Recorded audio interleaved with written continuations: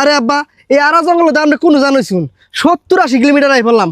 এখন আমার হাত বিষাইতেছে, আমি এখন গাড়ি চালাম না। তাহলে তুই নাম, আমি চালাই নিতেছি বাকি রাস্তা।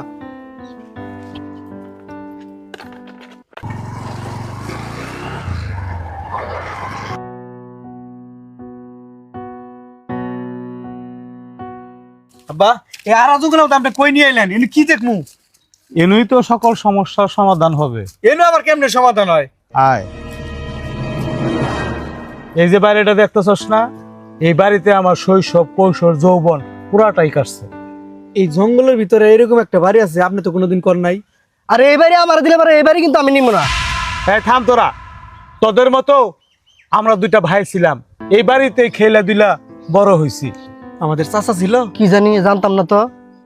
তোদেরকে নিয়ে আমি এখন যে ঝামেলাটা ফেস করতেছি, এইটাও আমার বাবা আমাদের দুই ভাইকে নিয়ে একই ঝামেলায় ফেস করছিল।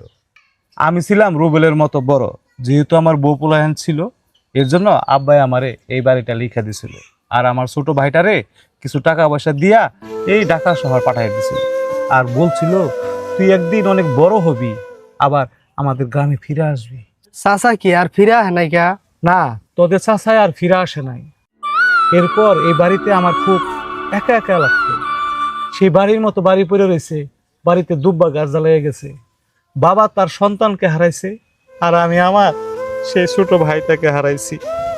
বাবার শেষ ইচ্ছা ছিল তার ছোট ছেলেটাকে এক